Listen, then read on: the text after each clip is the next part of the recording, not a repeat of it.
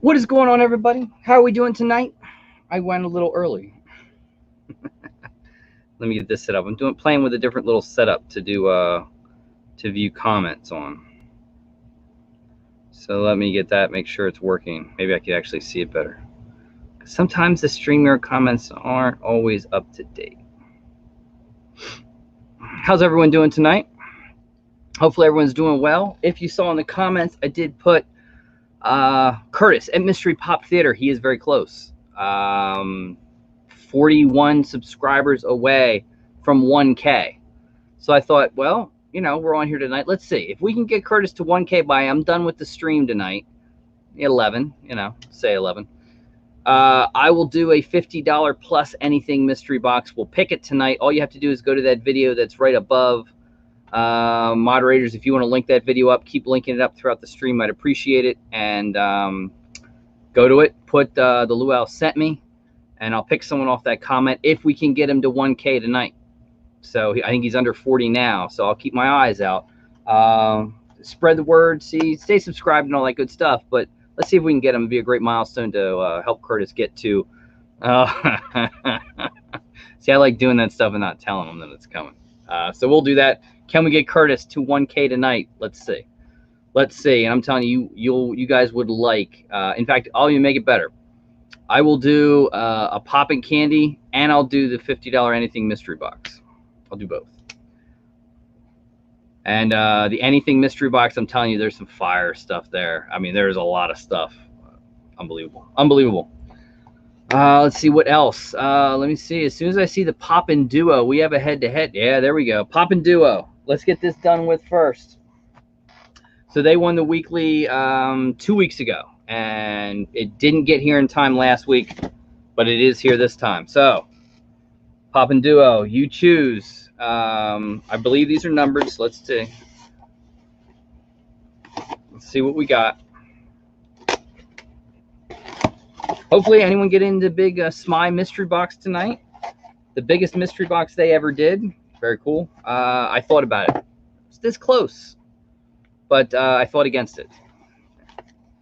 $750 is a lot of money. A lot of money. All right. So Poppin' Duo, we've got a box of 1 and we've got box 2. They are sealed. So who knows? You guys choose. Tell me your box number you want and tell me, do you want to go first or do you want me to go first? Highest value wins. What's it going to be? Poppin' Duo. And we're going to have another box battle next week because Curtis was on vacation this week. So we'll see. Let's see. Okay, you guys want box 2? Do you want me to go first? Or do you want to go first? And you guys, if you win the weekly, you can choose this thing too. Some of these things are fire. Some good stuff in here. You first. All right, so I'm going box 1. You guys are going box 2. Here we go. Box 1. Highest value wins. I guess I should bring up price guy. All right, so first we always got to start out with the Spastic Collectible sticker. Guys, check out Curtis. Awesome stuff. The amount of incredible custom toys are incredible. Code Luau, code Taco Man, code Alpha, code Blame Pop Couple, code Taco Man, and also code Coca-Cola. I believe that's Cope's one. Saves 10%. Go check out and use all those codes. And it works on the drops. Very cool. All right. So box 1 is, it's a Freddy. I don't know if that's good or that's bad. I don't know. I don't know my Freddys. It's a 2,000 piece Freddy Funko, which means it could be a real pain in the dings to figure out value on this one. Let me see. Might have to use chat if you want to look as well. I might have to use Funko app on this thing. I'm not sure. So no, it cannot be. It's Freddy Funko Letterman Blue, 2018. See what you guys are getting on it. There's no way that can't be right. Let's see, what's everyone else getting?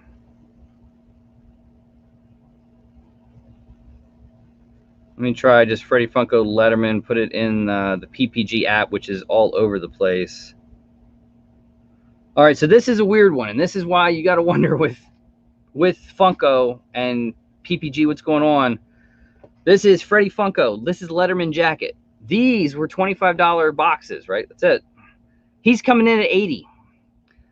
He has gone up $32, 67%. I'm telling you, it's weird. There it is. So, that's a good one. All right, so Pop and Duo, you got to beat 80. I don't know if we've ever had anything quite like this. Don't know. Let's see. Pop and Duo, it's a chase. Again, spastic collectible sticker. So we do have a chase. It is Groot Gamer. So I think why Groot is good. I don't know. I might have actually come back and won one, guys. I might have won one. We'll look up Groot, number 540. So Groot is in at $27. Somehow, maybe this thing just is going up so much. I don't know. This is $80. So the Luau has actually won. But, as I always like to do, Pop and Duo.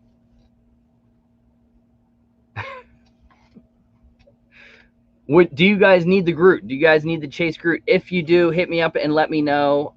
If you already have it, you don't want it, let me know, and I'll shoot a popping candy to you. All right? Always like popping candy. So let me know. Just message me on Instagram and let me know your choice, what you would like to do. Curtis, I don't know. Maybe these things went nuts. PPG and stuff, guys, has been like crazy of late. But the Luau won. Yes. I lost like 3 in a row. We're going to do another one next week. You can use Groot. Okay. Sounds good. I will send Groot off to you. Message me. I think I have your shipping address, but just message me and let me know anyway. Just to always help me verify. And guys, we're going to do giveaways, but around 10 o'clock, 9:50, 10 o'clock, we're going to be joined by Bob Lancaster, who won the Come On Live 2 weeks ago. Bob is a avid pop collector. You remember the channel Poppin' Duos? Or Poppin' Bobbles. Sorry, Poppin' Duo. Long day, guys, long day. I had a school shop for the kids. Takes me out. Poppin' Bobbles. Bob is a sportscaster, a radio personality as well in the, if I remember correctly, I believe it's in the Atlanta area. So Bob's going to come join us, which is going to be really cool. I'm intrigued by that. I think that's going to be really cool. Awesome. Let me get this chat back up. Well, that's not all. We're going to be joined by What's Poppin', Seth from What's Poppin'. If you guys have not checked out Seth from What's Poppin', guys, go check him out. He does hunt videos, hot toys. I cannot do it as well as he did. It's quite the moniker. If you've ever heard them saying it, that's Seth's thing. It's hot toys, Marvel Legends, figures, hunts, incredible stuff. The channel is MSE. He also does it with a buddy of his. They come together and do it. What's Poppin'? Check him out on Instagram. Guys, link up his channel if you haven't followed him already. Man, go check him out. He is quite enjoyable. Always on the hunt.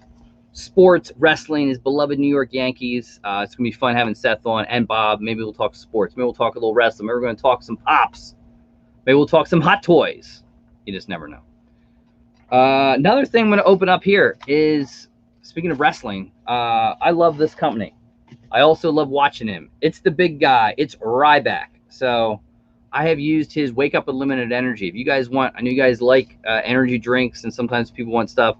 This is incredible stuff. I've been using it for the past 2 weeks. Wake Up Unlimited Energy. Go to his channel, his Instagram. He does discount codes. You can be entered in to win. He gives like $1,500 a week if you order stuff.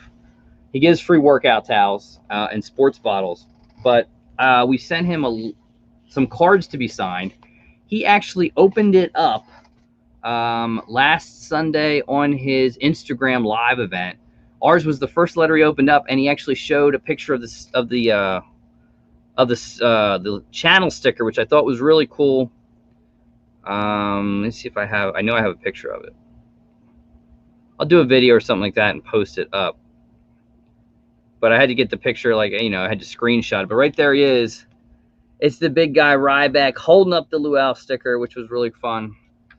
Awesome. And he signed some cards for us if you guys want. You know, he loves fan mail. Awesome guy. We've got to see him twice in Hershey, PA. And yeah, he did sign these cards for him. My son likes it because, you know, it kind of looks, I don't know if it is John Cena, but it looks like John Cena. So he signed that one for us, and then he signed this one, which is really cool. Awesome guy and awesome products. Wake Up Unlimited Energy is incredible stuff. He's really into the supplements. Check him out. Awesome. All right. Before we get to giveaways, and yes, I have another box. This one is from Linda Knowles. So Linda said she found something for me and sent me something. So let's see what it is. I have no idea.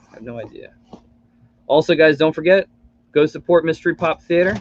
If we get him to 1K tonight, before the end of the stream, I'm going to give someone a popping candy. Someone is going to win a $50 Luau Anything mystery box.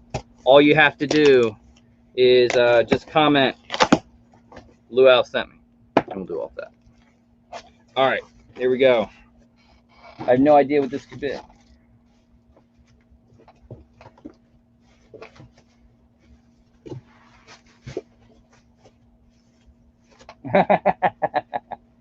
So Linda knows I love the Flintstones. I want to complete the set in my own way. I don't need all the different colored Dinos. I have Dino in the Flintmobile. I'm done. I don't need another Dino. I need OG Barney. That's the one I need to go, of course, with. Let me see, where is he? There he is. There's good old Fred. We have Bam Bam and Pebbles in there as well. Let me get back to the chat. Ugh, pesky thing. And there we are. So Linda found this for me. This is awesome. I love this one. It's a perfect Pop Fred Flintstone in the house. It is awesome. So Linda, thank you so much. This definitely is in the collection for sure. Man. And if I get another one, I think I have one ordered from Entertainment Earth. I'm actually going to do one in box, one out of box, because that's just awesome. An awesome Fred Flintstone. I like the new Freds more than I like that one. I just do. It's the mouth, having the mouth on it. Makes a world of difference to me. All right. Let's see. What else are we doing? Oh, the Taco Man is here. What is going on?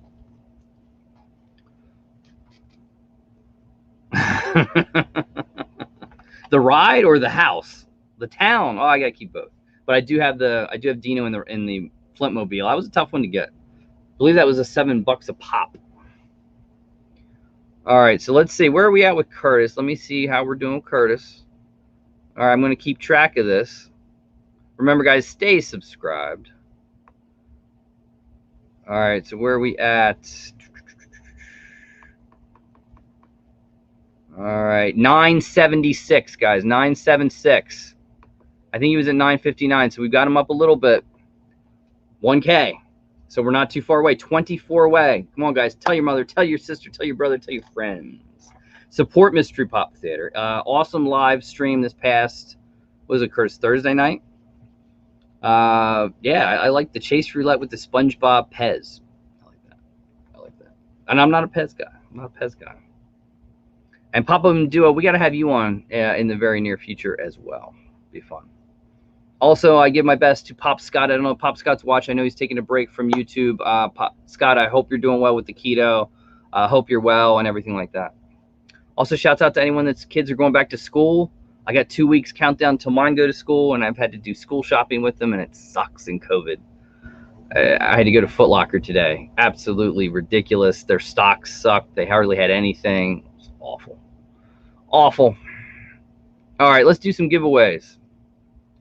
No. All right, so weekly giveaway. Let me get my handy dandy notebook because I do tend to like to work ahead. We are going for, what is the date? This one. Is it that one? Yeah. Oh, it's this one. Pretty sure it's that one. I gotta think of the dates sometimes, guys. All right. So I think this. Did I get the right one? That would have been that one, and then that was that one. So that would be this one. All right. I believe I'm right. All right. So we have a Luau hat and pin, the head-to-head, which you just saw us do. If you want to see that, check it out. You can do that too. I don't guarantee you're going to get $80 Freddies. I mean, that's rare that happened. Luau mystery box, a anything mystery box, an anime mystery box, or a $30 PayPal credit. Those be the prizes today. Let's see, and then we'll pick a come on live winner. And then not too far along, we're gonna be joined by two awesome people. Man, can't wait for the conversations we're gonna have tonight. All right, let's get comments. We're sitting at 107. All right, let me get my handy dandy Pop Couple pen. Shouts out to Pop Couple. Also, if you guys are interested in like mini mystery boxes, check out Pop Couple. They have them for sale. I got one. They'll do any, at least they'll do any value you want. I'm excited just to get the new Pop Couple sticker and another pen. All right, let's do this. 107. All right, here we go. Weekly winner number 1 is going to be Miss Andy Dill. Miss Andy Dill, congratulations. Let me know what prize you would like, and we'll go from there. If it's head-to-head, I get a hold of Curtis. It should be, if you let me know by Monday, it should be there for next week. And we already have Jeremy Knapp is going to do head-to-head. That will be next Sunday because he won last week. All right. So Miss Andy Dill, number 1. Let's refresh the comments. We're sitting at 107. And let's do this again. And we've got Blazed. This is interesting. Blaze Kebab. Blazed Kebab. I like the name. So Blazed Kebab. You're number 2. Let me know the prize. Mostly I can do 2 of them, depending on what they are. So hit me up. Let me know. And we'll go from there.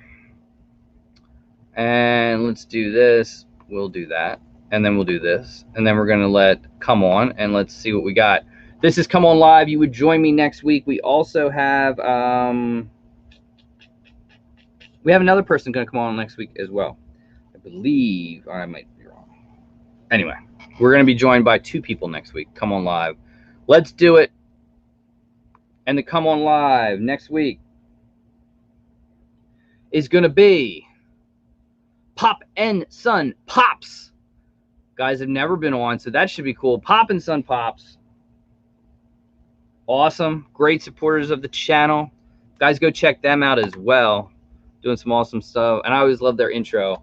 Son and Pop. I get a kick out of it. I love it. Love it, love it, love it. All right, we'll remove that. And let me get rid of that. And let's just see. Where are we at with... Did I lose it? Where'd it go? Pesky bubbles. All right. Hey, we're getting close. 982, guys. 982 for Curtis. 982. We are 18 away. Come on, we can do it. We can get him to 1K tonight. That would be awesome. And don't you just love it? Curtis sitting at home, his phone starts blowing up. I get a kick out of it. I find it funny. And remember, definitely, you guys want some supplements and some awesome energy stuff, go check out feedmemore.com. Ryback, check out his YouTube channel as well. Does some awesome feeding times and heat. Man, some of his heat stuff. He ate a hot sauce one time. It was a guzzle challenge. Drank it. Eventually threw up a couple hours later. It got on his hand and burned his skin. That's how fierce that stuff was. I got to talk to Sean about that. Maybe we need to do that. Also, big shouts out to Will Be Poppin'. Celebrated his 200 last night. Also came in at 250 subs. So awesome. Congratulations, Will, on that one. Ian, I know you have a birthday coming up. I did send you something, so hopefully you enjoy it. All right. Are we ready for some guests? So first, we're going to bring on Bob Lancaster, sportscaster, radio personality for the Atlanta Braves. Also does a radio show host. I believe Bob is a big football fan as well, but not Atlanta. And then we're going to bring on What's Poppin'. If you guys have never checked him out, you need to check him out. Awesome stuff. Seth is monikered this Hot Toys. I think he needs to do a shirt with the logo and just Hot Toys on it. I think it'd be awesome. But if you guys have any questions for figures, I'm telling you, he's the man to go to. We all do the Pops. Yeah, he'll give you his opinion of Pops lately. Yeah, a little upset with the Funko community, and is rightly so. SDCC, who wouldn't be upset about that? Right, didn't go well. But we can talk Hot Toys. We'll talk Marvel Legends. We'll talk figures. We'll talk Bob's sports. You never know what we might get into. Wrestling. Bob's a big wrestling fan too. All right, so first, here we go. It's Bob Lancaster. What's going on, my friend? What's going on, buddy? It's finally good to get in here. We talked about it so much, It's finally get an opportunity here. So I know. I like the jersey. Seahawks. Die-hard Seahawks fan. I got Sarah over there, in chat. Me and her, we kind of have to ride together every week. So I'm with you. All right, you guys ready for What's Poppin'? And I can't do it. Maybe you guys can get him to do it. Hot Toys. It's awesome. Are we ready? Here we go. It's Seth from What's Poppin'. What's going on?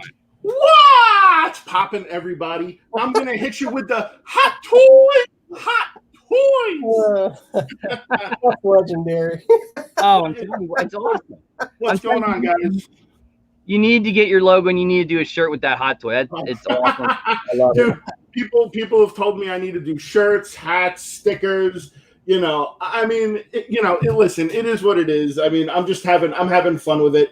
I have so many sayings and catchphrases, and when I was collecting Pops, I was my whole thing was Pop Gods.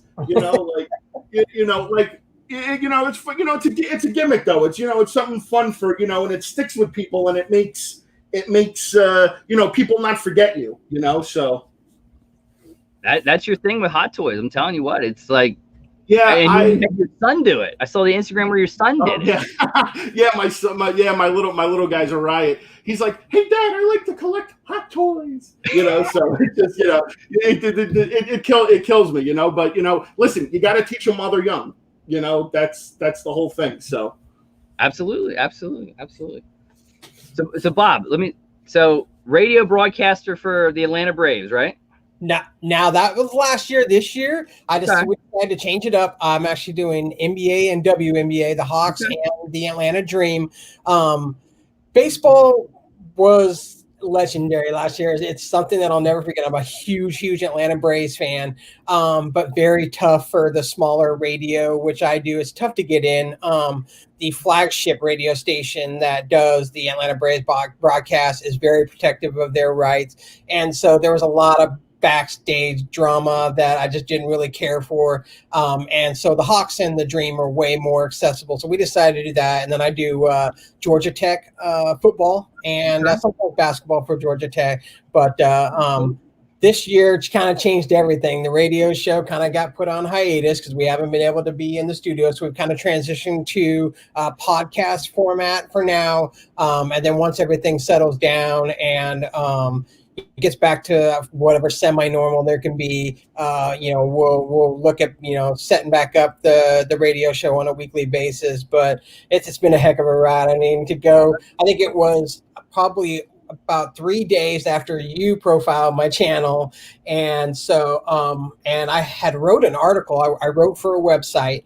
And so my Twitter was blowing up, and I thought it was because, you had, profiled the channel, and I was really wanting to dive into the YouTube side of things. And they're like, "Hey, Bleacher Report just picked up your article for the Braves, and it's like blowing up." And I was like, I couldn't believe it. And so that led to the radio show. That led to the Braves. I mean, I got to meet Dale Murphy, who's my childhood hero, which was incredible. I mean, everything that you can imagine getting to meet your heroes can be. So, but last year was a lot of just my eyes were wide open, getting to see people that you see on TV and stuff like that. And now this year is more of the semi-normal. You start to see the same people over and over and over again. So it's not you don't get starstruck as much anymore. But I wouldn't trade it for anything. I never thought, here in my early 40s, that's something I dreamt of doing as a kid. I would get to do late, this late in life over just one simple article that I just never thought would blow up like it did. Oh yeah, and Seth, I mean, I know you're diehard Yankees. I am a diehard Yankee fan. I grew up in New York. I now reside in Florida. But yeah, yeah, man. I mean, my Yankees are killing it right now. I'm super excited. I'm glad there's baseball. I'm glad there's something. I think everybody could say we're just glad. At least our sports fans, we're glad there's some sport going on. I'm really worried about football right now, so I kind of hope that I know college football has been like really over the place lately with all the divisions and everything, and some are dropping out, some are going to continue. But yeah, man, I mean, I'm just glad I got my baseball going right now. The Yankees are steamrolling everybody right now. So listen, I just feel that if it does happen and they do win the World Series this year, I really can't count it as like an actual World Series win, because it was like a shortened season. And they also had a lot of guys that were injured. And because of the delay of the season, it gave those guys time to come back. And so I think it would be a different story if the season actually started on time. True.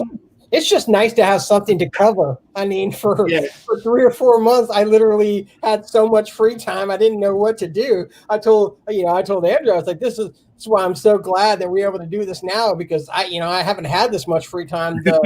I'm doing the Atlanta Dream currently, but because the Hawks didn't even get invited to the bubble, so I don't have to worry about the Hawks. So I've been doing the Dream, and they're they kind of play 2 to 3 games a week and stuff. But I'm just excited to be covering anything, because I think my wife was tired of me. I think we're going to get NFL. College, I think college could be ugly, but NFL, I think there's too much money. I agree. There is way too much money with the NFL, but I mean, at the end of the day, it's about the players' unions, and that's why these unions exist, is for the players to have some sort of protection. And if they don't feel comfortable, then you can't force somebody to do something, and it's like, I understand why a lot of these guys that were in the NBA kind of backed out a little bit, and some of the and especially, Jonas Cepuedes with the Mets, he was just like, yeah, I'm not playing this. I'm not playing this season. I'm taking a back He seat. did that in Atlanta. He came here and then was like, peace, I'm out. These guys. The thing is with these players is that not only are they people, but they're also investments in themselves. Oh, yeah. So in reality, they have to protect their investment, which is themselves. Because if they can't play, then they can't make any money. And I know that sounds kind of selfish, because most people, you want to believe that most athletes play for the fans, and they play because they genuinely love the sport. But in reality, that's been a little bit of a shift, because you see more of these guys just caring about themselves than anything else. And I mean, it's a shame to say that, but it's the truth. Yep, that's true. That's why I think if the other conferences don't cancel college football, I don't think you have a spring. I know a couple like Penn State here, Ohio State. Because you're gonna have those guys that are ready to go to the NFL. They're not gonna want to play in the spring, but we'll see. We'll see what happens. I laugh my ass off when I see all these injury reports like come across the screen, like DJ LeMahieu, second baseman for the Yankees. They just put him on the DL because he has a sprained thumb. I'm like, bro, stop being a puss, okay? I've played through so many injuries. I used to play sports in my lifetime that it's just that there's a again, I'm an 80s 90s kid, and I'm sure you guys are too. So back in the 80s and the 90s, those guys, they played to win. Yeah. Like, I loved that Jordan documentary that they did, The Last Dance. That was the greatest documentary I've ever seen. And just the sheer determination of just Jordan and how he always got hurt and how he played through it and all that other stuff. You don't see players playing like that anymore today. And you didn't see Barkley and Ewing saying, forget this team, I'm going to play with Michael and win a title. It wasn't about that then. Yeah. Imagine having to play the Pistons back then in a series, and then you're not even in that. That's just the conference finals. You're not even in the NBA finals after playing them, where you've taken the most amount of punishment. There was. Yeah, those guys they were gritty and hardcore back then. The Knicks. The Knicks probably would have won 2 championships if it wasn't for Michael.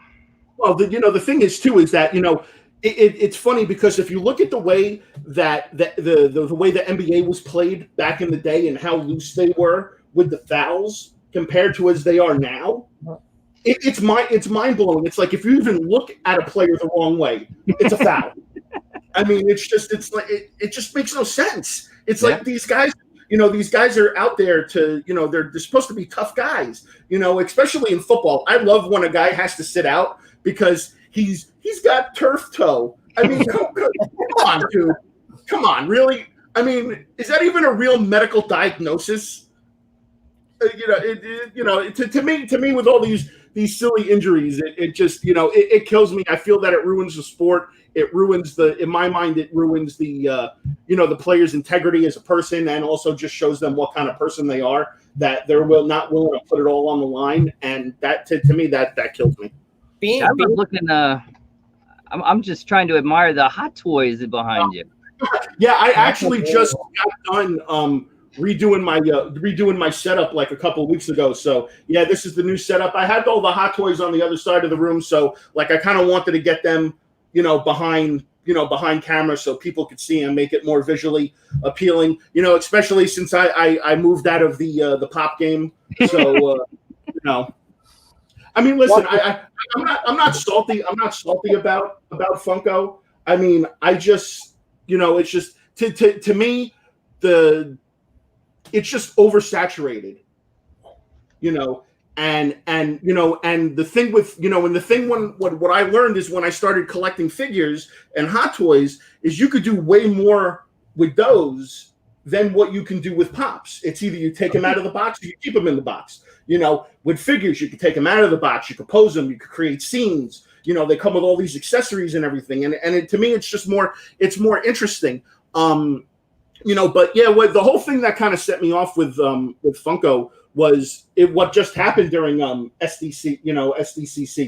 The website crashed. I'm sure a lot of people experienced it. A lot of people were upset. Like I said, if you guys watch my videos, that I wasn't even trying to get that for me. I was trying to get it for my buddy OG Geek because he was out on the road and he couldn't, sit down in front of the computer or anything. And like I said, the one thing that pisses me off is not being able to come through for my friends. That frustrates me more than anything. But then a couple of days later, Brian Mariotti, the CEO of Funko, comes out on YouTube and issues this weak ass apology about we're using a new third party person. Just go ahead and just man up and just say, hey, listen, we messed up. Take responsibility. Don't pass the buck.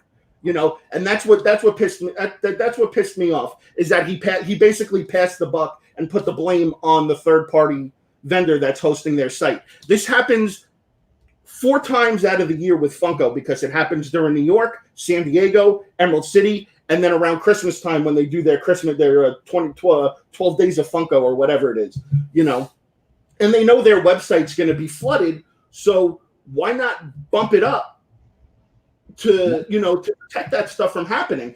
I don't know if you guys are familiar with NECA. You guys familiar? Yeah. So NECA just had an issue with their Ninja Turtle stuff because their Ninja Turtle stuff is hot right now. And their website, people couldn't get stuff because, it got botted or it sold out and, and stuff like that. So NECA actually issued an apology and they said, we're going to take care of it on the next one. And you know what they did? They came out and they fixed it. Within a week, they came out and fixed it. Why can't Funko do that?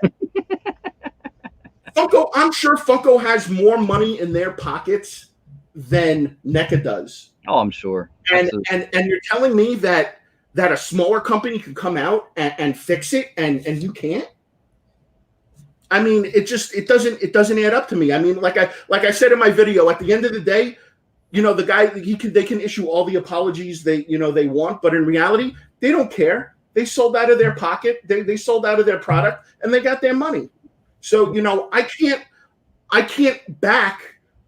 personally, with my own morals and standards, I can't back a company like that. I can't back a company that won't take responsibility for their actions instead of pushing the blame on someone else. You made mention of the same thing that I didn't like. The spinning wheel of death. I mean, it bothered me, but I got what I wanted. What made me mad was the weak ass apology. I mean, it was almost like, it felt like to me like it was a joke to them, and that's the way that the statement came out. You're online. You're sitting there waiting with the spin wheel, and they're telling you stay. Yeah. When in reality, if you would have dropped out, I backed out, and I told my dad, was because we really wanted a Jack in the Box. I wanted at least one of the con sticker Jack in the Boxes, and it's a big restaurant. I'm from the Seattle area, and that's a big restaurant out in Seattle and stuff. So I really wanted the Jack in the Box, and so we both tried for it. And I was like, hey, I'm going to back out and get in line again, and then you stay. Well, I quickly got. Oh, Bob froze. The fact that there's people to stay in is not good. So yeah, I think a lot of people were sour about that, but it is what it is. Hot Toys, guys, we don't have this problem with Hot Toy. no, I don't have this problem with Hot Toys at all, man. I mean, like I either get them, 90. So the one thing that I like to do with my videos is I actually like to go buy the stuff in person. I'm not a big fan of ordering online and stuff like that. I mean, obviously there are times where I have to if I don't have a choice, but I always use that as a last resort.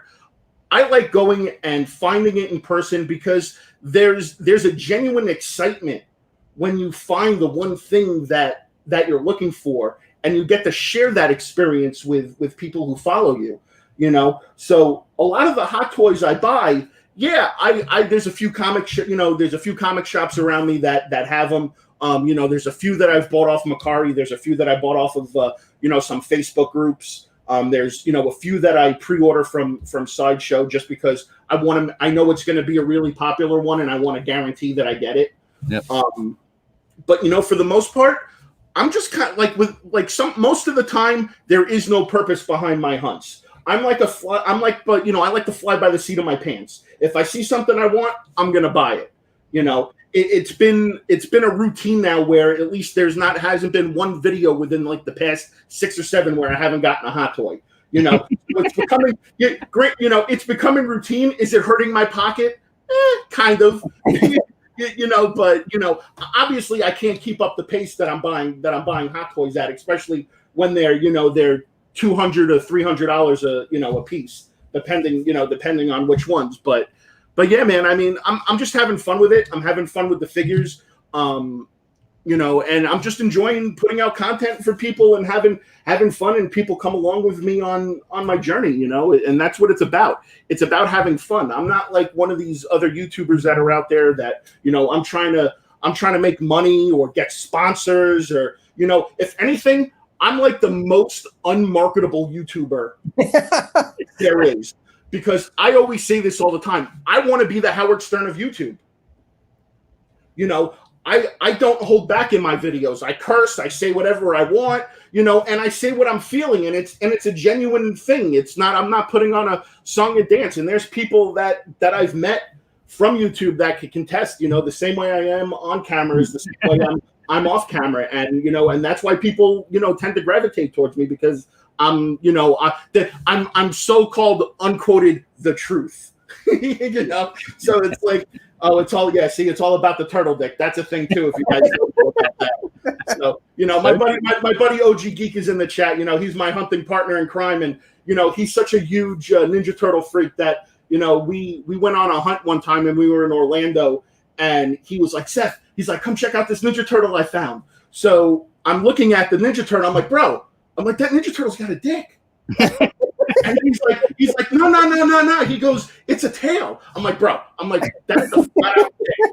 He totally dropped the ball on that figure. And Andrew, Andrew, after the show's over, I'll shoot you the picture of it so you can see what I'm talking about. And you'll look at it and you'll be like, yeah, that's a dick.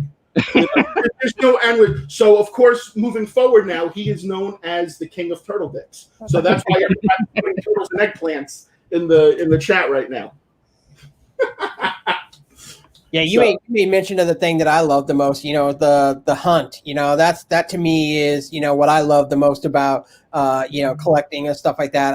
I'm lucky to where, I'm 15 minutes away from Plastic Empire. So, I shop their store. Oh, nice. Every single weekend, I'm there at the shop and, there's always something new. And that's the thing is I don't collect Hot Toys and I don't collect figures and stuff like that, but getting to see different things that are out, hashtag blame pop couple, a lot of times, they'll profile something that, I think, man, that'd be really cool. But my problem is limited space since we had to turn the collecting room into my wife's office now that she works at home, and she's not a big a fan as the clutter, she calls it, in the office now. So I'm getting ready to build some shelving in the man cave. So my pops that you see back here, this is pretty much my grail wall behind me. Nice. Yeah, she's like, they got to go. So I'm getting ready to build some shelving in the man cave and put them in there. I think I bought a pop off Andrew about the Babe Ruth, who's one of my heroes. So I love the Babe. So he had the New York Comic Con Babe that I just like. It's one of my all time favorite pops. And so I got that from him. And then sure enough, I find another one, and I went ahead and bought that one. And actually, I ended up selling it to Pop King Paul. So, and I thought, something that I thought I would never get, I ended up getting two within like a month of each other. So, but so that's probably my favorite one of the bunch up there. But Seth, how does your wife deal with the Hot Toy stuff? Ooh, so in order to understand the Hot Toy stories, we have to travel back in time. Okay, so it's Father's Day about 5-6 years ago. So my wife buys me my first pop, which was a Hulk Hogan pop, not the yellow shirt, the red shirt one. So she comes in, she has both of my sons come in and they give it to me and they're like, "Oh, happy Father's Day, Dad." And I'm like, what's this? So I open it up. I'm like, oh man, that thing is actually pretty freaking cool. So of course, anything I find remotely interesting, I like to do my research and my due diligence on. And I realized that there was like a whole world of Funko Pop out there. So within a time span of about like 2 months, I was like 800 pops deep. So she's like, "I hate that you're buying all this stuff and blah blah," and I'm like, "Listen, I blame you." And she's like, "Why do you blame me?" I'm like, "Because you bought me my first pop. You enabled me." So all this that you see piled up is your doing. And, and then from there, just like any other pop collector, you hit a certain point and you're like, all right, I'm going to collect the lines that I want to collect, and I'll just get rid of the rest. I'll use it for trade or I'll sell it, and then I'll just reinvest it into ones that I don't have that I want to get the complete lines that I do have and stuff like that. So, I hit that point. I was going hard on pops for like 4 years. And then, I just, recently within the past maybe year or so, I started focusing more on the figures and the Hot Toys and the statues and, things like that. And then, it's hard to sneak past the Hot Toys. It's been okay for the most part, but when I brought home that Hulkbuster, that kind of did me in because, first of all, my buddy George, who I share the channel with, prior to me buying that Hulkbuster, he was egging me on for weeks to buy that thing. It was $1,200. Yep. I mean, he was just egging me on for weeks, and then finally, I'm like, you know what? I'm just gonna buy it and just shut you up. So we went to my local comic store that had it because otherwise the shipping on that thing would have killed me. So I went there, I bought it, and it's this giant, huge, massive box. And I couldn't even get it out the store. I had to like turn it sideways, and George and OG are with me. And, OG's like all excited. He's like, I accomplished something in my life. He's like, my friend bought a hot toy, my friend bought a Hulkbuster, and we're all dying there. And, and OG's supposed to be like my hot toy financial advisor, but I had to fire him on that spot because, I just had to have it. Like after seeing it in person, I was like, there was no turning back. So, I buy this, and, after I had gotten out of the store and put it in my truck, I'm just kind of like sitting there leaning up with my truck like this. And George and Mike are like, are you okay? I'm like, bro, how the hell am I supposed to sneak this past my wife? I'm like, how am I supposed to get this in the house? I'm like, and I don't want to leave it in my car overnight because it's $1,200. Knowing my luck, someone would break into my truck and freaking take it, and then I'd be really pissed. So, and for people that do watch my videos, they know I refer to my wife as the Thing. So, she has her own moniker. So, so I'm like, George and Mike are like, dude, calm down. It'll be okay.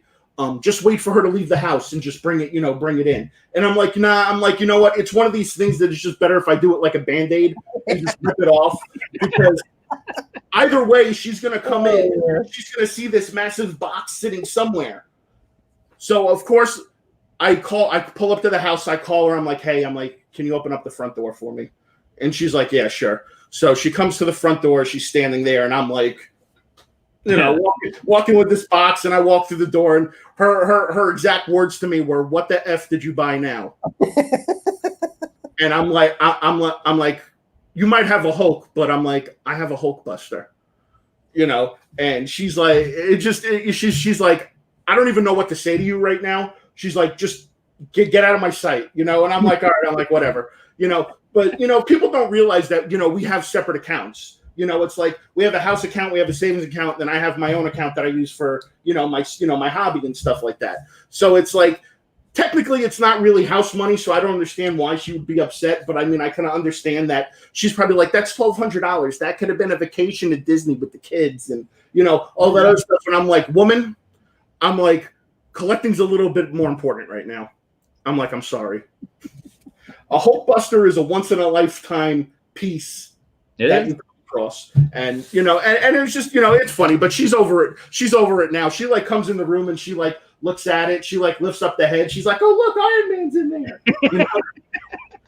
She's like, oh, turn on the lights. I want to see it lit up. And it's like, no.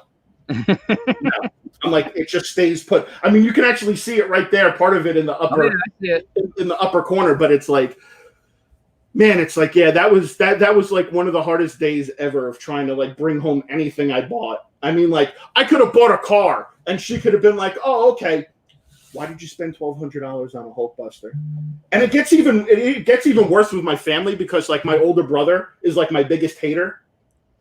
So he sees the video and then he calls my mom and then my mom calls me. And you got to keep in mind, I'm a 37-year-old grown ass man. My mom calls me. She's like, hi, honey. Everything okay? I'm like, yeah, Mom. I'm like, what's the matter? She goes, why is Matt calling me, telling me you spent $1,200 on a toy? And I'm like, it's not a toy, Mom. I'm like, it's a collectible. and it's like, don't you have anything better to do? It's like, then bother me. She's like, I just want to make sure you're okay, honey. It's tough times out there right now. She's like, Donald Trump is president. Coronavirus is everywhere. She's like, I just want to make sure that the bills are paid and the kids are taken care of. I'm like, everything's fine, Mom. I'm like, I make enough money for everybody. I'm like, we're good. And it's just, it's just funny. It's like, my family always tries to discourage me from doing this. But you know what? This is what I like to do. I like to share my experiences with people. I'm a people person. I like to have fun. And, this is the way I get to experience it. And, and you guys have some cool shops down there in Florida. Yeah, there's a lot of cool places. To be honest with you, my area is kind of like over the years, like as I've been hunting and meeting people from all kind of walks of life and stuff like that, the area I live in within the past like maybe year and a half has become very ultra competitive. Whether you're competing against other collectors or you're competing against resellers, it's tough. I mean, like right now, like I've been going hard trying to find these G.I. Joe classified figures, and it's been one of the most difficult things to find. It's like everyone wants those. Yeah, I mean, it's been really difficult to find. And even the AEW figures, I mean, but then again, that's Walmart. We can never expect anything from Walmart. So, and that's just the nature of the game. Like now, where Mike lives, OG Geekin over in Naples in the Fort Myers area, dude, you go over to Tampa. Tampa's got some awesome freaking stores. I mean, like that like I love going to his side of the state now and going hunting over there. It's like me and him talk all the time. I'm like, bro, I got to go back to Tampa. I'm like, I got to hit up that store with all the hot toys. I'm like, I got more money to spend. I'm like, let's go. So it's like, but yeah, I mean, like I've been to New York. I mean, I'm from New York. I went to Comic-Con in 2019. That was a great experience. And I enjoy hunting. I enjoy just hunting, period, and going to new places. So, like, when I was in New York, I tried to go to a few places while I was out there. And I got to go to Forbidden Planet. I actually got to go, if you guys know Sean, Pop Fun to Play. Yeah. I actually got to go to his store, which was awesome. And he's a super nice guy. Where else did we go? We went to Forbidden Planet. We went to Toy Tokyo, which was really cool. I mean, I'm a city guy. I like going into the city and like checking out all these stores. Eventually what I want to do is, and me and Mike talked about this. We're going to try to next year, obviously, if there are cons, please God, let there be cons. We were talking about actually driving out to San Diego. Oh, wow. Florida, and just stopping in states along the way to check out like what their stores or like, and make like a little video, like a little video blog about it. And, like I'm actually looking forward to that because I love checking out new places. I mean, honestly, with the hunt videos, I feel that, I can only go to so many Targets and so many Walmarts before people are like, oh, I've had enough of this garbage. It's just, after a while, I even myself, I get tired of going to the same places. It becomes the first thing now, like when my wife and we go on vacation, it becomes the first thing I Google, when we get to any city that we go through is to see if anybody has a collectible store. For me, mainly I want to find WWE stuff I don't have, whether that's fig hunting or Funko Pops and stuff like that. I mean, there's not much I'm missing anymore for the WWE Funko line, but fig hunting has been kind of a newer thing for me. So I mean, I kind of got through Zack Ryder and Kurt Hawkins, their channel kind of got me caught up on hunting, and how enjoyable that can be and stuff like that. But you mentioned those AEW figures, and I didn't realize that was going to be as crazy as it was going to be. You can't find them nowhere. No, and maybe a ring, but to find the figures, man, it's tough. Mm-hmm. Yeah, I mean, it's definitely been a trek trying to track down these figures. I mean, I got lucky on Friday. I went into a Walmart down the street from my office, and I went in there, and they had the AEW display. And for anybody that follows me on Instagram knows I found like one Kenny Omega. I was excited because at least I found one, and it was a start. So, needless to say, this week's video that's coming out on Tuesday is basically me just driving around to Walmart after Walmart after Walmart after Walmart, trying to find these things. And I mean, yeah, it's definitely been a trip. Papa Wheelie, my WWE pops are not all gone. They are just in storage right now. So I held on to all my Captain America pops. I held on to all my WWE pops. Captain America is my jam. So, but and then I also do the other show too. I don't know if you guys have seen it, the Funko Casino. Yep. So, people are like, don't stop doing the Funko Casino. Don't, and I'm like, listen, I'm like, it's going to come back. I just need some time to process what has happened. Okay. Because in a way, I don't want to support Funko, but I know if I'm buying mystery boxes, I know I'm supporting the companies that I'm buying them from, even though in a roundabout way, it's kind of still supporting Funko.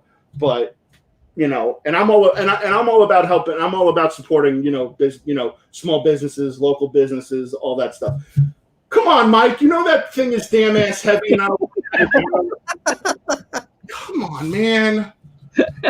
You're the first person I've ever seen like in a live that actually has that Hulkbuster. So yeah, hold on. I'll pull it down. Give me a second. Yeah, that WWE line, that's, I want to say that the original John Cena was probably the first pop I ever bought. They really up in Everett, Washington, obviously where the Funko HQ is where, where I'm from and stuff. And when I first started collecting Funkos, you only saw one or two at like Target. They just weren't, big things. And I think one time I went in there, I grabbed the original John Cena and then Russell Wilson was what I went in there for because someone had told me about that.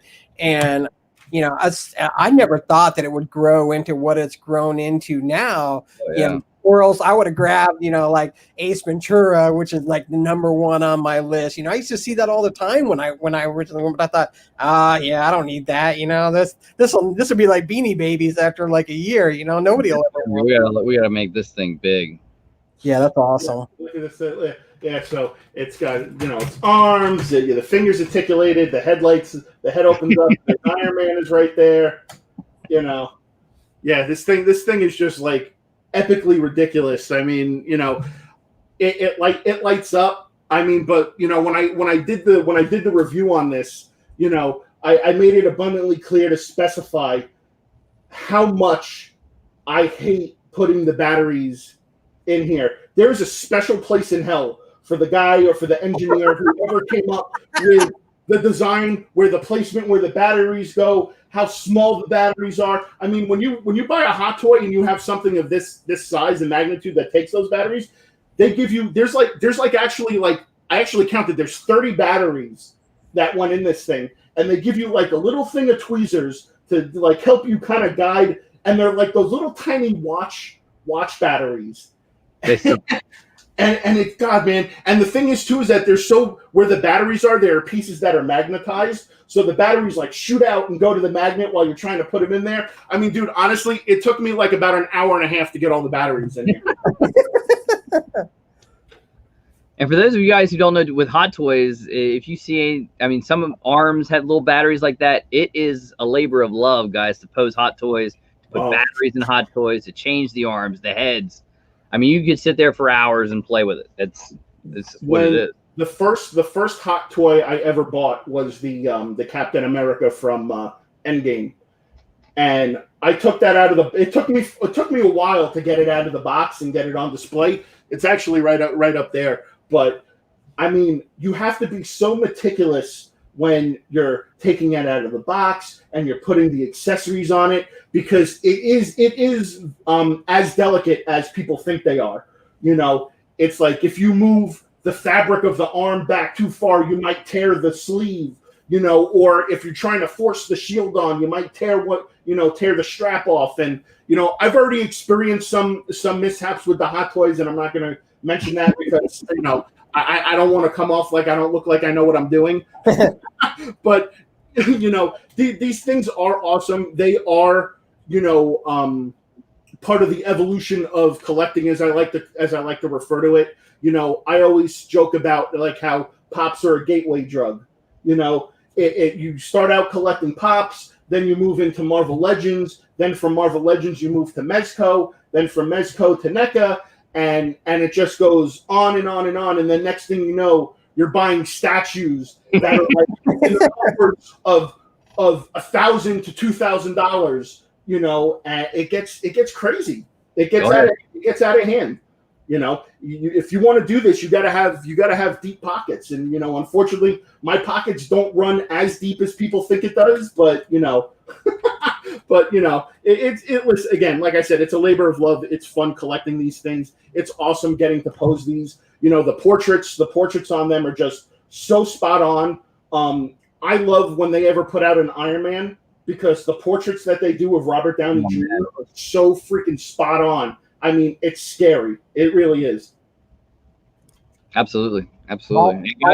All I can think of is if I bought a $1,200 action figure home, it would need to be a divorce lawyer action figure, because I wouldn't be here no more. Oh, man. They're a drug, guys. If you guys have ever had a hot toy and get to hold a hot toy to have it, I mean, it's not like nothing you've ever seen.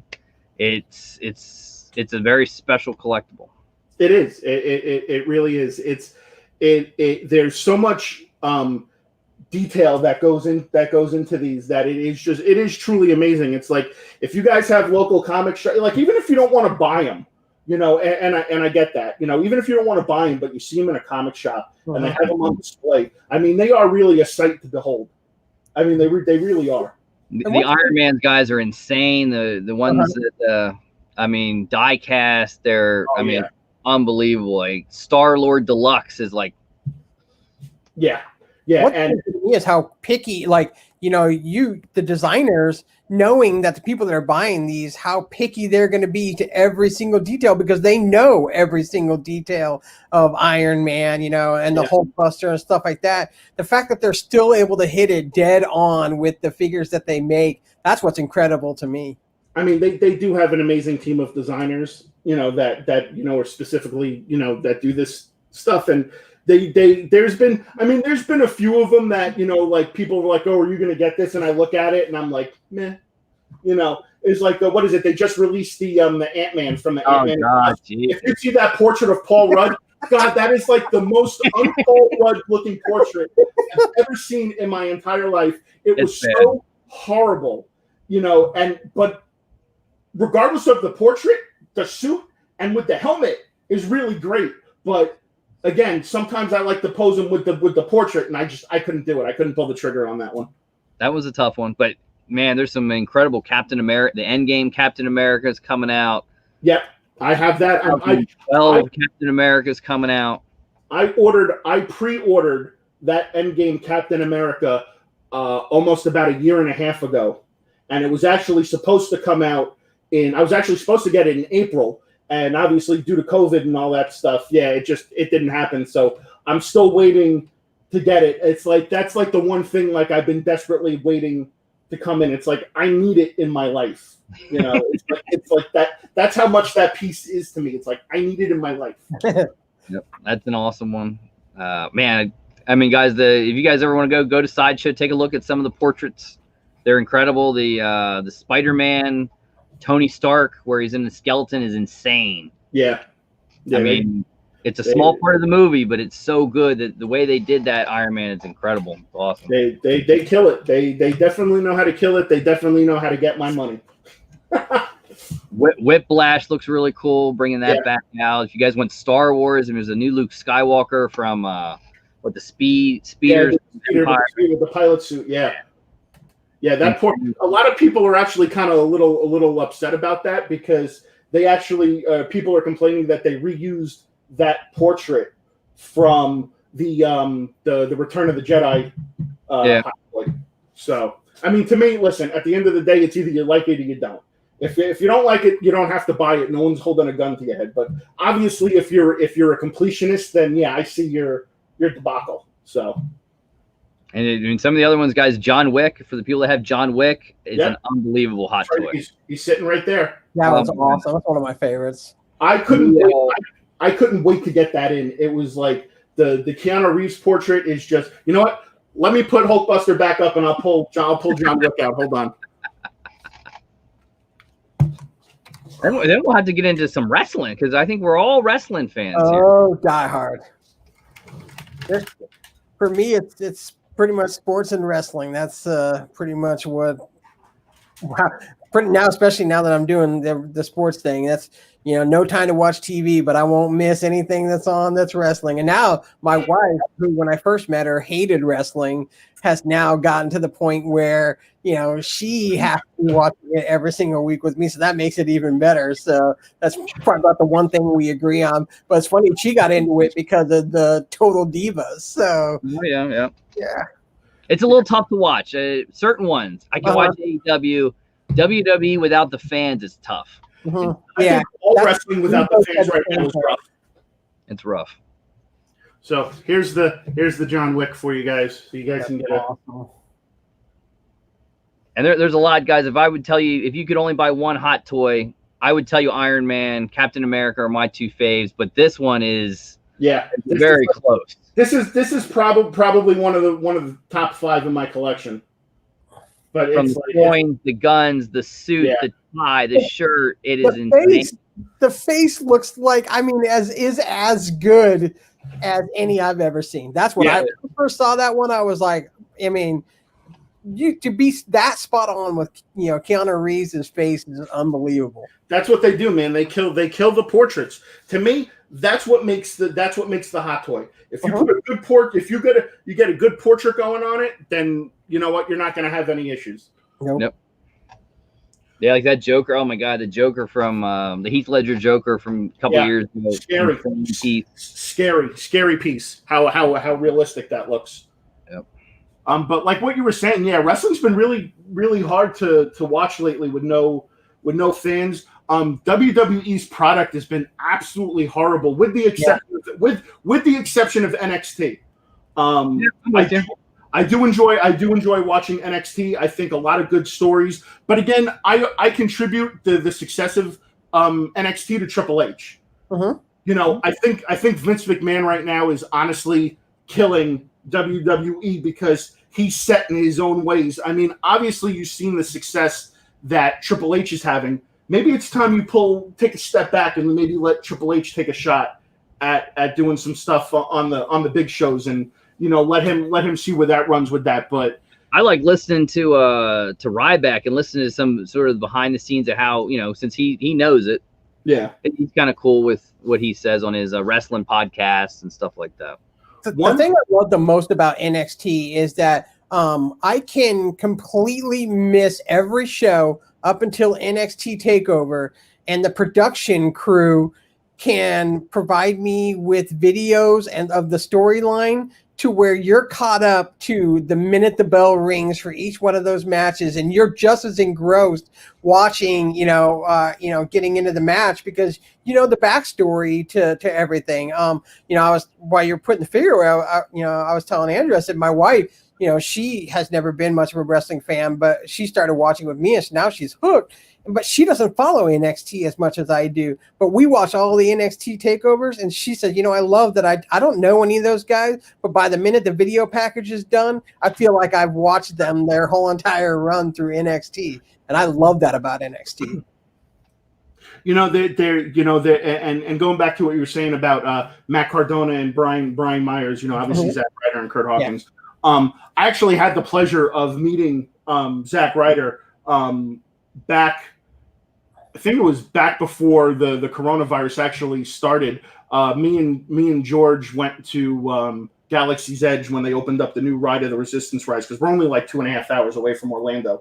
So we drove up there, and he was actually there. I got to meet him. I got to take a picture with him. I spoke to him for a few minutes. I've actually been in contact with him. I'm trying to get him to come on the live show that we do Friday nights on our channel. So hopefully I could pull that off.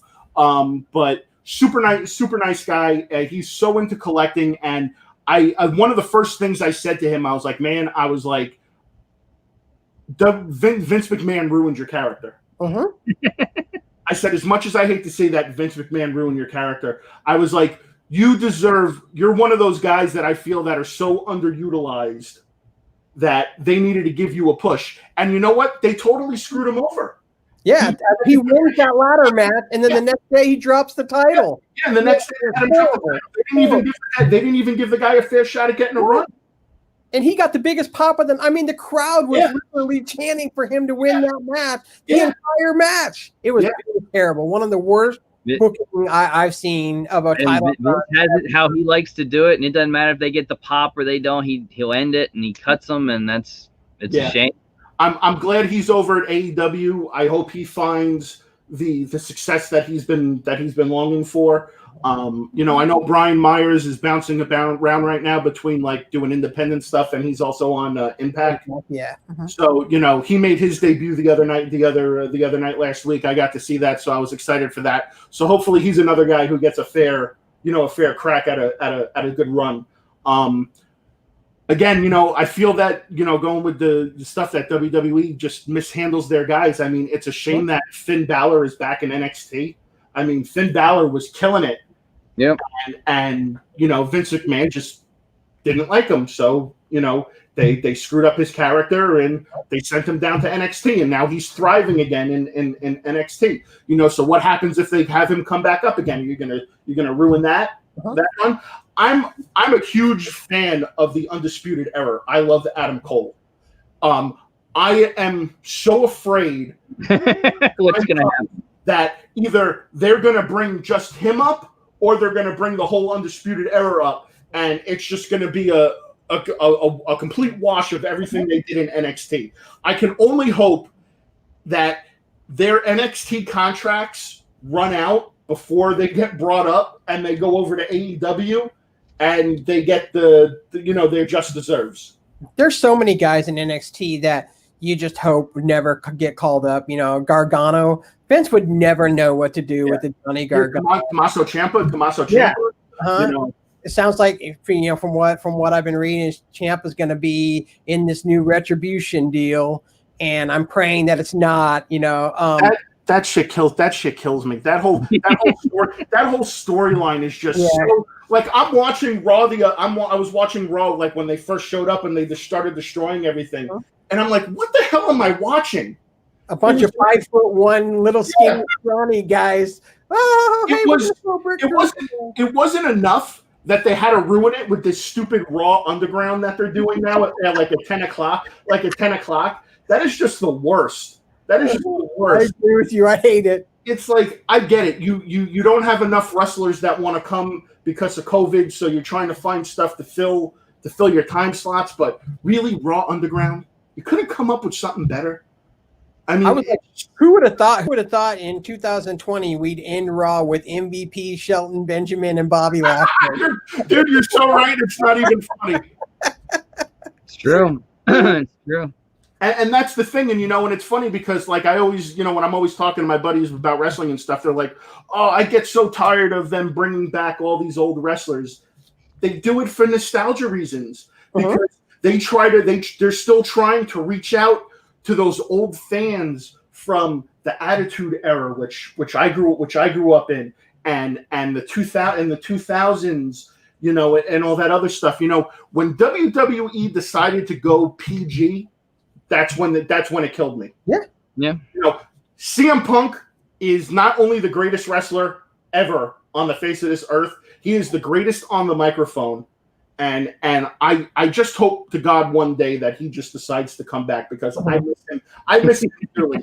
And, you know, it's just one of those things. It's like, I just wish he would come back. I don't care what company gets him, just as long as he comes back, because then at least I have something to be excited about, not Raw Underground.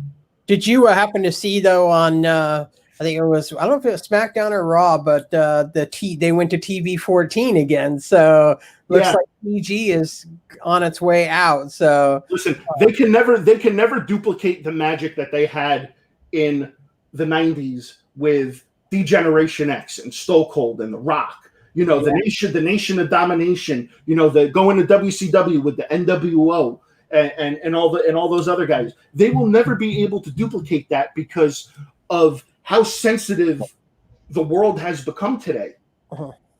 The world is overly sensitive, and because of that, they had to change their business direction from going to mature audience to PG to make it more kid friendly, like it was back in the 80s. You know, that doesn't work anymore. It just doesn't. You know, and I wish just, you know what? Like CM Punk said it when he was doing the pipe bomb. The world would just be better off if Vince McMahon was dead. Because Triple H, I have a feeling that Triple H would come in and Triple H would right all the wrongs that have been done. I'm a firm believer in what Triple H can do. We've seen it in NXT. NXT has become a great product. And how do you guys feel about Bray's Fiend character? Honestly, I didn't know what to think about it at first. I honestly thought that they were just trying to find a way just to use him for anything, just to get him some camera time. And it turned out to be a good storyline. But again, now they've reached the point where they don't know how to use him again in storylines. And putting him up against Braun Strowman again for like the 20th time, it doesn't do anything. Doesn't do anything. What I thought they should have went with is on that was like the Three Faces of Foley storyline, where each character, and it looked like they were going to go down that route for a little bit, where you started to see the the Bray Wyatt, when they did the compound match, and then you saw a little bit of the Firefly Funhouse show Bray, and then and then separate the Fiend. But to me, and just like this, we were talking about Finn Balor, you should only see the Demon Finn Balor, and you should only see the Fiend as the absolute blow off of a feud, to where that character is needed, because you oversaturate characters like that and it's not special anymore. I mean, if you look in history, the only character that really transcended that for so many years was the Undertaker, but he even had to change character every once in a while because it just got stale. So and that's the thing, is I just think that Vince sees the money that the Fiend brings in, and so he constantly wants to go down that well with the Fiend, and it's eventually just going to get old. It's not that scary anymore, not that weird anymore when he does it every single week, as opposed to Vince ends it. I mean, Rusev was on with Ryback this weekend talking about when he was doing his Rusev Day, and the merch was outselling everything. Yeah, he was killing it. He was like, Vince ended it. Yeah, he was killing it. Rusev Day was huge. It was huge. Like what is it? Iconic God in the chat right now. Bray should have been Undertaker's successor. I agree with that to a slight extent. I think if they developed the Fiend to like where he is now, and then have him take over the Undertaker, then yeah, I could see that, because it's very dark and ominous, like the Undertaker was when he first came in, But yeah, I don't think anyone can honestly succeed the Undertaker. I mean, me personally, like, I was excited when he fought AJ at WrestleMania, and they kind of brought back the Biker Taker. Yeah. I was kind of excited about that, because I was like, okay, we haven't seen the Biker Taker in forever. So I was kind of excited about that. And to me, that was the best match of the whole WrestleMania. Awesome. Even though it was a pre-recorded match, I still thought it was the best match out of the whole show. And exactly how Undertaker should be used at his age and his inability to really put a great match on the board anymore. I thought it was the best match of the whole entire thing. It was awesome. I loved every minute of it. Well, the whole thing behind that is that he wanted to work with someone who can kind of carry him. Yeah. And AJ Styles is one of the best in-ring performers in my opinion right now. So I mean, he knew AJ could carry him. I look at AJ Styles and I kind of almost look at him as like a modern day Shawn Michaels. Yeah. Yeah. He is that good. And I love Kenny. I think Kenny Omega is probably one of the most. I don't know, they're not pushing him enough in AEW yet. Yeah, but I mean, he is an incredible talent. Absolutely. Both him and Hangman are going to be big stars by when it's all said and done. So, and I think what they've done with Orange Cassidy and realizing that kid is money. I mean, he prints money. His attitude, charisma. When they get the live audience back, he's someone that will benefit the most. I think Drew is another one that will benefit from a live crowd. It sucks that he's on the run that he's on right now, and he hasn't been able to perform in front of a live audience. But I think one that has a really, really good shot of breaking out this year is going to be Big E. Now that he's getting the singles run and able to do it, I'm surprised it's taken this long, but I'm really excited to see what he's going to do now that, you know, they are going to give him a singles run.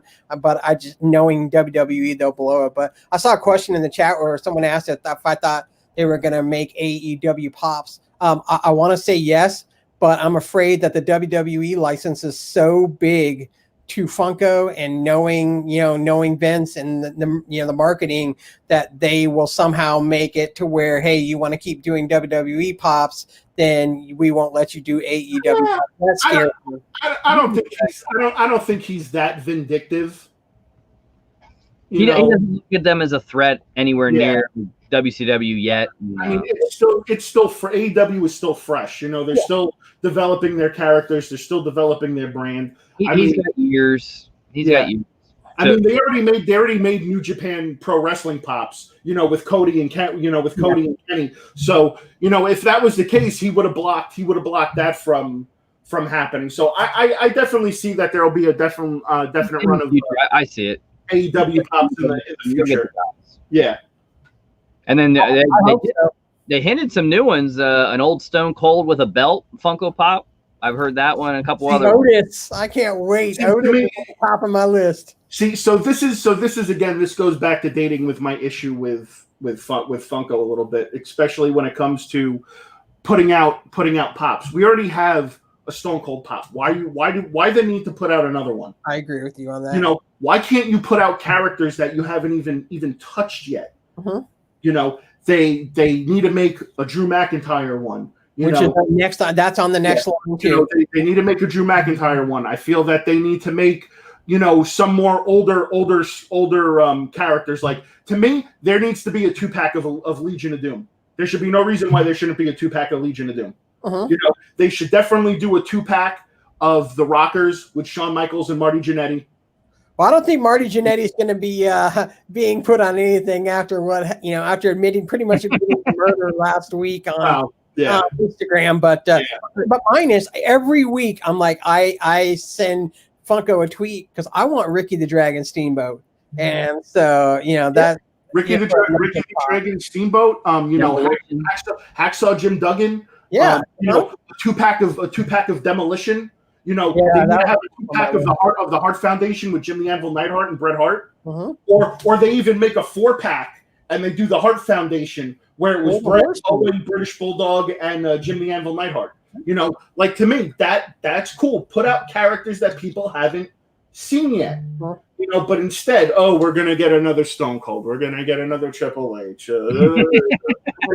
It's like how many of the same characters can you put out? It's like that's what kind of got me, started to get me a little bit, because it's like, okay, we already have so many Batmans, we have so many Iron Mans and Spider-Mans and Wolverines and Hulks and all these other characters. It's like, put out other stuff. It's like, I was excited when they started putting out the Michael Jordan stuff, but now they're oversaturating with the Michael Jordan stuff. Because there's another Michael Jordan coming in a warm-up suit, I've heard. Yeah, it's just like it's enough. It's enough already. It's enough. I'm going through that right now. My new line that I'm collecting, because my wife and I are big fans, is The Office. And I'm going through that with how many Michael Pops and Dwight Pops do I got to get? I mean, it just seems like every week there's a new, and now there's like 6 or 7 more coming out for another line. And I'm already ready to give up. They know it's popular, and if it's popular, they're going to go. It's like the sodas. So the sodas it was a test market. Can we sell the sodas? And then 3,000, 5,000 people loved it. Limited. All right, they sell 20,000, 30,000, and that's what they do. Yeah, the soda. To me, the soda was the soda cans were trying to make up for the failure of Dorbs. So that's how I kind of look at it. They were like, okay, so obviously people don't like Dorbs. You can't even give those things away, to be honest. To be honest with you really can't.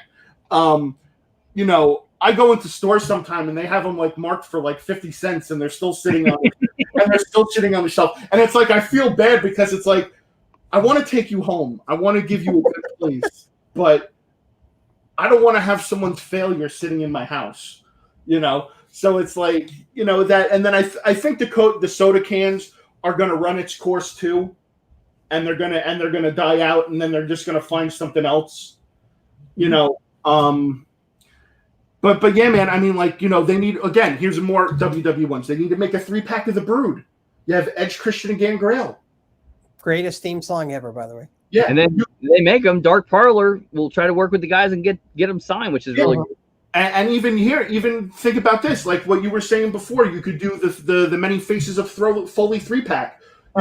Foley, Cactus Jack, Dude Love, and Mankind. And that's the thing. Why can we sit here, the three of us, and be more creative than Funko and WWE? That's what I think at the end of the day, just like most companies, when it comes to certain things, it boils down to licensing. It's who are they going to release the license to of certain characters for them to make. And I think that's what it boils down to. So they have their contracts with legend, like Sting is now gone from WD. Can't do anything with Sting anymore. Yeah, and it's all about who they have a license deal with or a Hall of Fame type of deal with. And then if they do it, they have it. I think the Mattel guy talks really cool when you get him on, because he'll say, "Yeah, I'd like to do him, but I don't have the license to do him." And WWE says, "I have the license and I can make him." I think that's what it comes down to. Yeah, it totally comes down to the licensing, and unfortunately, they're going to miss out on making a lot of good characters that people would definitely buy, just because they don't want to, they don't want to spend, they don't want to spend the money to acquire the licensing, or WWE doesn't want to release it, or whatever the reason might be. So, because even if they have the rights, then WD has to say, "Okay, you can do that one," or "Yeah, no, I don't want you to do that one. Make another Stone Cold. You can do that." Yeah, it's like, and I get it. It's kind of cool now that they're going to try to incorporate belts. I see that as a little different and being a little cool, but still, it's Stone Cold. We've already seen Stone Cold. Come on. I agree. That's how I am with the Stone Cold. When I saw it, I was like, I need it because I am a completionist when it comes to the WWE set, but it's just going to be another pop in the collection. It's not going to be something I'm like, oh man, I got a Stone Cold one. That's to me, the ones I'm looking forward to the most in this next line were Edge. I mean, I love the edges on this next line. I said Drew and then Otis. I love Otis. So I'm glad Otis is getting a good push right now. I like what OG Geek just said in the chat. Best wrestling pop ever. Nacho Libre. Changed my mind. Nacho Libre. That's a good one. That's a good one. But yeah, man. I mean, again, like I said, it all boils down to licenses and whatever they can acquire. They can. And part of me likes to think in a perfect world that Funko actually has people that listens to our YouTube shows and other things that we do on social media. And you would think that they would take what we're saying and maybe somewhat try to make things happen. But I mean, at the end of the day, yeah, who are we? We're just people who buy their product. You know what I'm saying? So it's like, why not listen to us? I mean, look, perfect. People that love the ad icons, they know they love the ad icons. All right, here's Energizer Bunny. Oh, here. A couple months later, here's Flocked Energizer Bunny. Oh, let's wait a little while here. Diamond Energizer Bunny. Yeah, that shit just kills. It kills me. It kills me. I mean, there's so many other ad icons that they can be trying to acquire. How many people would love to see a Mr. Clean? True. There's so many ad icons that they haven't even touched yet. Come on, who's that? I mean, they've already done a lot of the cereal characters. I don't even know. I lost my train of thought at this point. That's stuff. The ad icons is just too much for me. I've tried, and I have a bunch are sitting behind me up there, but it's just so hard. I mean, again, like I look at it, I'm never going to be able to get a metallic Boo Berry. I'm never going to be able to get a metallic, Cocoa Puffs guy. I'm never going to get the metallic Toucan Sam. So what's the point of grabbing them? But like Andrew, a lot of it's my childhood. When it comes to the ad icon, it's stuff I remember, the same thing, with being at my, being at my grandmother's and stuff, and things that I remember from being a kid. And it's the same with the WWE. I mean, I started collecting those because it's what I loved as a kid. So, and that makes a difference to me. But the ad icons are getting out of control. I can't even keep up with them anymore. So to answer that question, Andrew, that you just threw on the screen, I don't think WWE will ever get with Hot Toys. There's another company out there called Storm Collectibles, and they make some really cool WWE ones. I actually just got a Hulk Hogan one in like a couple of weeks ago, and I did a review on it. They actually do make 6-scale versions like Hot Toys. They made one of the NWO Hulk Hogan, and they made one of like the old school Hulk Hogan. Those go for crazy money. I mean, but it's like, but there are companies out there that do 6-scale wrestling figures, and I hope to find them because I would love to add them to my collection. I think Sideshow has it. I think there's a Ric Flair in a red robe. Oh, that's a statue. It's a statue. PCS Collectibles. They have a Ric Flair. They've made an Undertaker. They've made an Ultimate Warrior. They just released the Rock, which is really cool. The Rock, they actually give you two different sculpts. So at the waist, you can either have the Rock from the 90s with the sideburns and his hair, or you can have the current Rock where he's bald and he has the tattoo on his shoulder, and you can actually swap those out. And I actually saw that statue in person when I was at New York Comic Con, and I got to tell you something, the likeness on that is scary. The Ric Flair one I don't like because it looks like someone shoving a finger up his butt. So he's just like, ooh, it doesn't work. It doesn't work for me. And I saw in the comment here, somebody mentioned the Hawaiian Punch guy. Why does the Hawaiian Punch guy have a pop? He's a pretty popular ad icon. He's also next on the release list. I saw him coming up on Planner Peanuts, the little Planner Peanuts. Peanuts. Mr. Peanut. There's like I said, there's a bunch of characters. Who knows what's going on with the licensing? But I kind of got turned off from the ad icons with the very first release that Target got. So I had a really bad experience with that, and that was like, to me, that video was the video that like I felt like kind of like propelled me in the community. So like people started to watch me more so.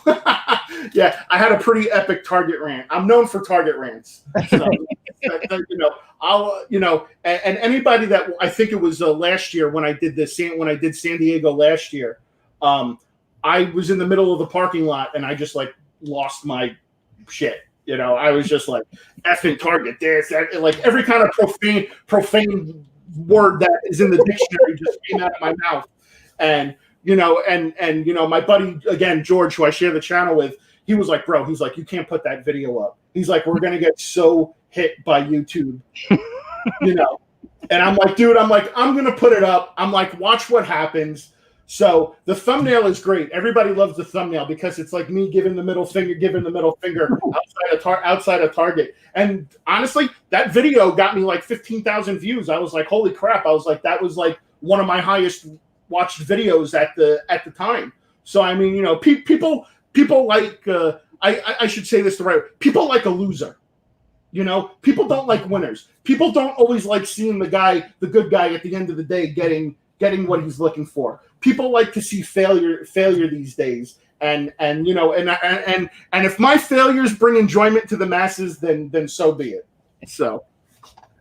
And I think I was watching you, and I had to get one of those little Osmo cameras. Oh, dude, that is the greatest camera ever invented. The only downfall to it is that it does not zoom in or zoom out. Yeah. Other than that, that is a fantastic camera. It's, when I first started filming, just like most of us do, we used our phones, Yep. And unfortunately, I can't speak for everyone else, but I get a really bad case of the shakes. So, a buddy of mine was like, hey, you got to check out this camera. So I checked it out, and I was like, dude, you know what? For $350, I'm going to invest. It's worth it for me to give it a shot. And it's the greatest camera ever. I've been using it for 2 years. It shoots in 4K. Yep. It's got a built-in stabilizer in it, so even if I'm shaking, it still looks straight. And it's small enough that I could put it in my pocket. I could take it with me anywhere I go. And it doesn't. It's not like you're holding the big camera. People see it, and then they, yeah, it's like I don't want to walk into a store with a freaking tripod and like one of those like DSLR cameras on the end of it, and people are like, I wonder what the hell this guy's doing. You know, like back in the beginning, like when people used to see me filming with my phone, they were like, "Oh, what are you doing?" I'm like, "Oh, I'm a mystery shopper." You know, just so like I couldn't get in trouble. But I mean, I don't know about you, Andrew, or you, man, but like I've been told in places that I've been told that I can't film. Yeah. You know, and to me, I'm like, yeah, okay, I won't film. So like Andrew was saying, the camera's small enough, I just kind of put it up on my chest like this, and I'm just kind of like panning, and no one knows what I'm doing, because to me, to them it just looks like I'm looking around from my left to my right, but I'm actually filming. I've never understood that. Like here, another big one that's close to us is Steel Collectibles, and they're not as big a fan of filming inside the store, you know, as opposed to Plastic Empire, where they're like, "Hey, show us off, please, show everybody what we got," you know. Well, like that's the funny. Like, this is what it looks like. Yeah, that's it. That's how small it is. And I've never seen that before. And the funny thing is like, why wouldn't you want people coming in, filming in your store? You're basically getting free promotion and free advertisement. You're going to get my 195 subscribers, buddy. Be happy. Yeah, you're gonna get. Listen, even if they get 2 or 3 people to come into the store that they didn't even know about the store before, it's still worth it to them. And they don't. You know, a lot of stores just don't realize. You know, like GameStop. Like I love when I go to a GameStop, and I've been kicked out of a GameStop, God knows how many times, because they're like, "Oh, you're not allowed to film in here." You know, and the funny thing is like, your company's getting ready to go out of business. Wouldn't you want as much promotion as possible to try to keep your company in business? Just saying. Very true. All press is good. Yeah, I never understood that either. Why wouldn't you? That's said Steel Collectibles is such a great place. They have such a great pop wall. And, you know, it's something that I want to share. And I said, I went there, I think last week, and they're like, "Oh, we kind of prefer you just not filming here." And I'm like, "Oh, okay. You know, that's not a big deal." But, you know, I was like, "Hey, I got a YouTube channel. I would have loved to share it, but, you know, okay." Yeah, I mean, yeah, again, it's like, you know, we're just trying to help promote your business. If you don't want your business promoted, then I just won't shop here then. Well, she was saying that she's like, "Well, we put all of the pops that are for sale up on our website." As to what Plastic Empire doesn't do that, you know. So I think that they're okay with you showing what they have in stock at the store, because they prefer you to shop in the store. So, but even if they put it on their website, for argument's sake, maybe people don't know what their website is. I didn't even know they existed, and they're 15 minutes away from me. It wasn't until someone said, "Hey, have you ever been to Steel Collectibles?" I was like, "I've never heard of them." So, and that could be why, you know, you don't see YouTubers mention them before, where, you know, Plastic Empire, you see mystery boxes of theirs being done. They're not the best mystery boxes, but you see mystery boxes of them being done. So I always tell everybody, I'm like, I love Plastic Empire, the business, but I don't know if I'd ever do a mystery box from them. So, and guys, just take a little camera. If anyone out there wants to play with it, take a little camera. The Osmo is really cool, and let someone say something. If you can't talk, just add the talk at the when you edit it. Yeah, I mean, it's a great, like I said, man, it is a great camera. It's cool that you have it. It's cool. What do you use that for, Andrew? It's actually new. I haven't played with it yet. Okay, so I other than doing live streams, I use that for filming my reviews. I use it for my hunt videos. Anything that requires me filming, that is my go-to piece. Other than when I do live streams, because I have a webcam for that. Yeah. So, but yeah, it is a great camera. It is totally worth the price. Like I said, the only downside to it is that there's no zoom capability with it. Which, if that was the case and there was a zoom capability with it, that thing would be taken over the top. Everybody would be using that camera, in my opinion. So what? How about this? Before we get out of here, guys, how about we go something you're looking forward to, Bob? Whether it be a pop, Seth, hot toy. Oh man, pop wise. I'm actually trying to search for other grails now. I really started to do that this year to get things that I really love. Number one on my list is Ace Ventura. I've always wanted it. It's always been number one on my list. Obviously, Babe Ruth, you knocking that off the list was huge. It was something that I wanted for a long time. I really do want the metallic toucan Sam, just for the fact that I missed it. Obviously it flew so quick because of the botting or whatever. But so I'd love to get my hands on that. But yeah, I really want this year to really knock off some grails off my list. Seth, I mean, as far as what I'm looking for, I'm trying to find the Punisher. The Punisher Marvel Legend with the motorcycle right now. Ooh. That's kind of like my main focus right now. As far as like Hot Toy stuff goes, a lot of people were telling me that I need to start buying like the DC ones. So I have Aquaman, I have the Batman. I'm trying to track down the Flash, and I'm trying to track down the Superman that just came out. Unfortunately, the Superman that just came out is going to be a tough one because it literally came out like 2 weeks ago. It sold out on Sideshow's website, and I can't find it anywhere for more than like it was like $243 on Sideshow's website. Ooh. I can't find it less now than $400. Wow. I mean, it's with the Hot Toys, it's crazy. You got to pay attention to Sideshow when buying Hot Toys, because the minute something goes on the wait list, you're done. Wait listed, forget about it. That's when all the scalpers come out and they jack up the prices, and then you can't get it, and it's just So I'm gonna be trying to track that one down. Hopefully, I'll just have to just keep my eye out on Macari and the Facebook groups, and maybe I'll get lucky and I'll go to a store and they might have it where they don't hurt me too hard. So sounds like those dang jankies, those spray paint cans that I want. I mean, if you're not on them, you're already paying double the price, immediately. So I'm like, I don't think I'm gonna get started on those just because of that. So, but I really like those paint can ones. But Andrew, I appreciate the invite. Thanks for having me on there. Yeah, same here. It's been a blast. Hopefully, I can come back on again sometime soon. Anytime. But yeah, it's been a treat, man. Thanks for the invite. I really appreciate it. Oh yeah, absolutely. And it looks like, guys, you guys were able to get good old Mr. Curtis at Mystery Pop to 1K. So because of that, let's see if I can. One of my favorite channels. Let's see if I can get in the comment picker to work, because we all know how that likes to give issues. And let's see. All right, guys. So here we go. We'll do this up for Mr. Curtis. Thank you all to helping him get to 1,000. It's a great milestone to get to. Let's do it. We got 51 comments. First person we'll pick, we'll do a Luau Anything mystery box. And that winner is going to be Luau sent me. So Mummy TV, hit me up on Instagram, and a mystery box will be coming your way. And let's do a popping candy for somebody. Gotta pray to the pop gods.